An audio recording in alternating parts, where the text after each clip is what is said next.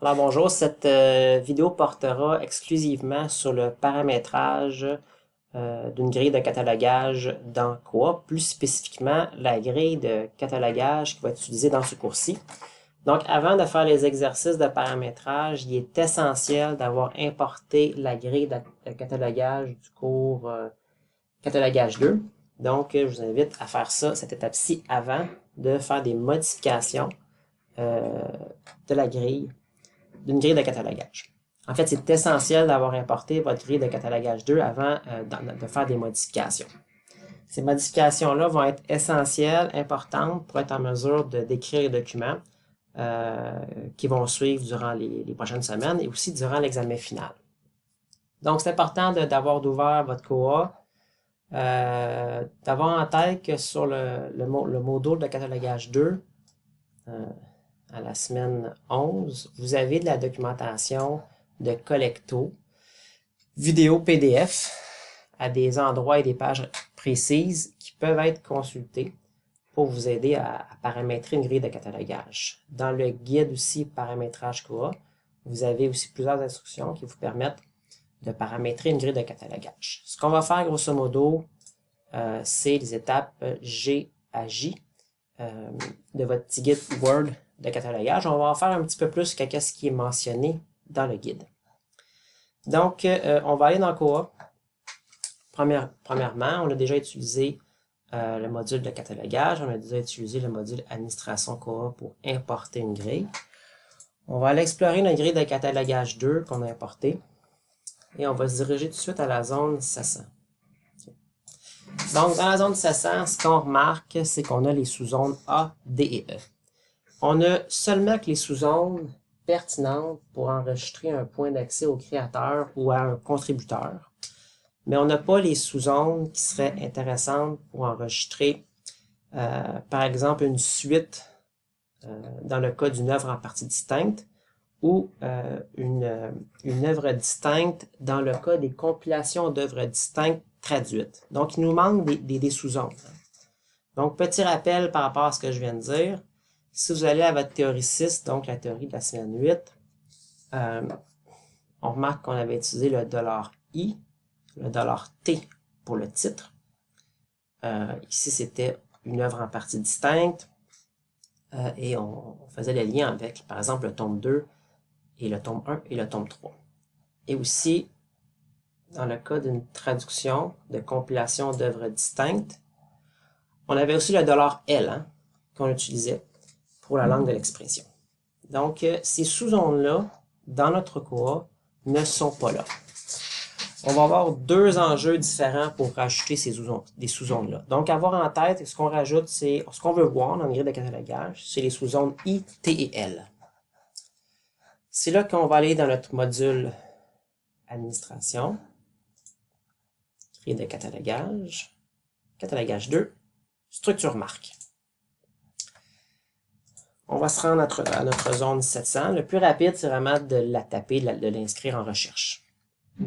Pour faire des modifications dans les sous-zones, on clique tout simplement sur sous-zone. Donc, on a l'ensemble des sous-zones qui sont paramétrées dans la grille, mais ce n'est pas toutes ces sous-zones-là qui sont visibles.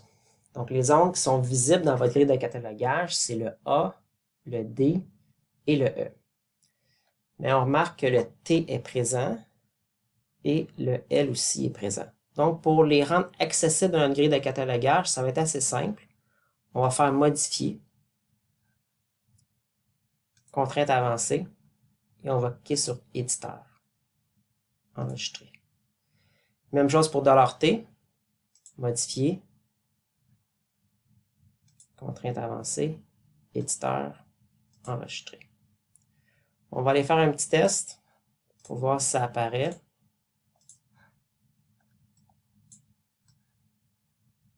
$700. Donc, on a racheté le $L et le $t.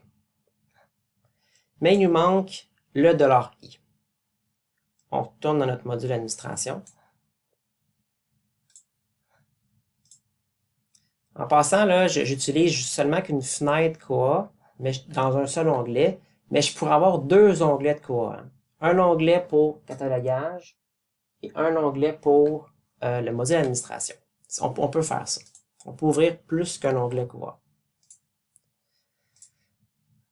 Je retourne à ma 700. Puis là, ce qu'on va faire, c'est qu'on va sous zone. On remarque qu'il nous manque la zone de I. $i n'est pas là. On va simplement faire modifier les sous-zones, cliquer sur n'importe quel modifier pour être en mesure de voir cet écran-là et de pouvoir faire ajouter. Donc, pour enregistrer toute l'information requise et la bonne information, c'est pas mauvais d'avoir la notice marque ou l'information marque de base pour la création, dans le fond, de notre sous-zone $i.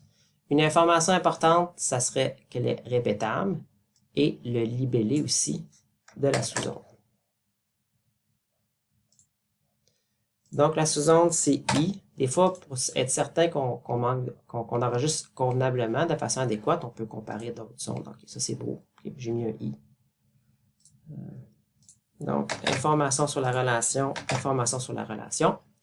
Dans les autres sous-zones, tout en anglais, là, mais bon, ici, il n'y a rien qui empêche qu'on la fasse en français. On a mentionné qu'elle est répétable et on va la mettre dans l'onglet 0. Dans les contraintes avancées, ce qui va être important, c'est qu'elle soit visible dans l'OPAC, dans l'intranet et dans l'éditeur. Et à ce stade-ci, c'est tout.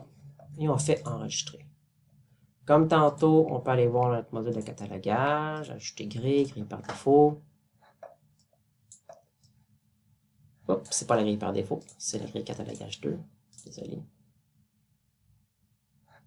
La 700, on va voir que notre $i a été rajouté. Donc, c'est assez simple, mais c'est quand même du paramétrage qu'il faut faire pour être en mesure de coder adéquatement les documents qu'on code dans ce cours-ci. Prochaine chose qu'on va faire comme exercice, c'est de créer une liste de valeurs. On va créer une liste de valeurs pour notre sous-zone $E, des zones 100 et 700. Vous savez, dans la zone $E, souvent, ce qu'on code, c'est auteur. Un cas qu'on voit souvent, c'est traducteur. Et on en a d'autres qu'on a vu souvent. On peut faire un petit raccourci et rendre notre catalogage plus rapide en créant une liste des valeurs qu'on utilise souvent. Donc, puis c'est le cas de la sous-zone $E des zones 100 et 700, c'est un bon exemple. On va retourner dans notre administration COA. Puis là, on va aller ici pour valeur autorisée. Je clique sur valeur autorisée. On va rajouter une catégorie qu'on peut nommer, par exemple, rôle. Okay. Tout simplement. Enregistrer. Donc, évidemment, il n'y a pas de valeur présentement. Donc, on va ajouter une valeur à notre liste. Puis, on va mettre auteur. Auteur. On laisse ça comme ça. On enregistre. On va rajouter une autre valeur. Traducteur.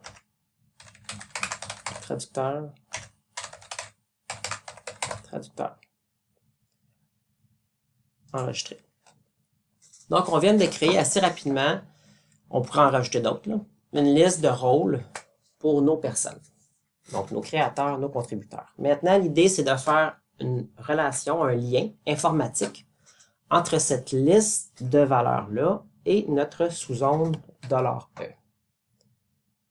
On peut demeurer dans l'administration, créer bibliographique, catalogage 2, structure marque. On veut aller directement dans la zone 100. Action sous-zone, $E, modifier.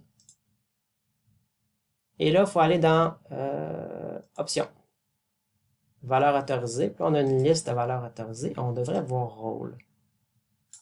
Il est ici. Bon, j'aurais peut-être dû l'écrire en majuscule, comme ça semble être la norme pour les listes de valeurs autorisées. Rôle, enregistrer. Je vais faire la même chose pour le $E de la zone 700.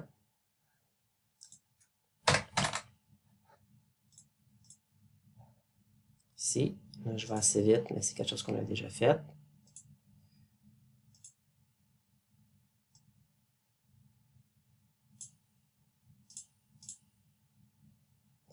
Je vais aller voir dans ma grille de catalogage si ce que j'ai fait a été bien fait. On va commencer par une zone 100. Puis là, vous allez voir, ça semble être correct. J'ai des options. Okay.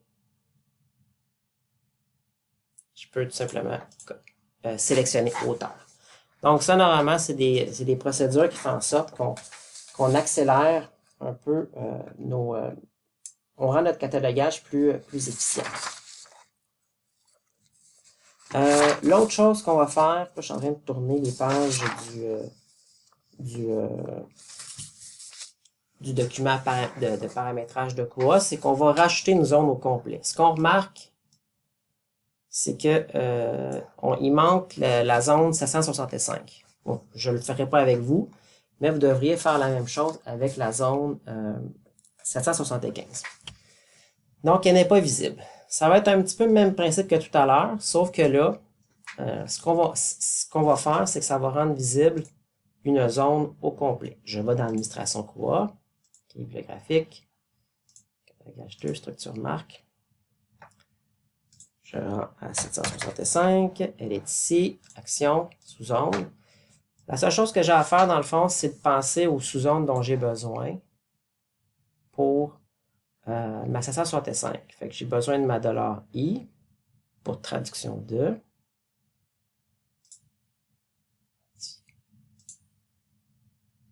0. Contrainte avancée. Éditeur. Enregistrer. J'ai besoin de ma $a pour enregistrer auteur et date de naissance de décès c'est applicable. Donc, point d'accès au créateur. Pour oublier de le mettre dans l'onglet 0. Contrainte avancée, éditeur. Enregistrer. J'ai besoin de $d pour ma mention de publication. Éditeur.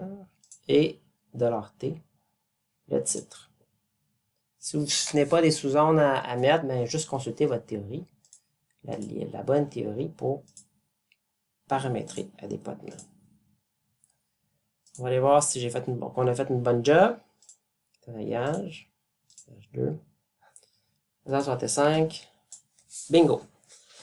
Là, vous remarquez que l'ordre n'est pas adéquat. Hein? Même chose pour la 700. Là. Vous pouvez les modifier, sauf qu'aux dernières nouvelles, là, je l'ai modifié. Je retourne, nouvelle notice. L'ordre n'est pas maintenu. J'ai pas encore solutionné ce problème-là. Pour la suite, je contourne. Non. Pour la suite, c'est correct. Donc, il va falloir que vous... ça va être important de paramétrer la zone 775 par vous-même. Il est possible aussi que vous ayez à paramétrer la zone 775 par vous-même. C'est possible aussi que vous ayez à faire la 022, qui n'est pas là pour l'ISSN. On va avoir un catalogage qu'il va falloir mettre la 022. Mais quoi qu'il en soit, en principe, après avoir fait ces exercices-là, vous devriez être en mesure de modifier adéquatement votre grille de catalogage. Donc voilà, si vous avez des questions, évidemment, utilisez le forum.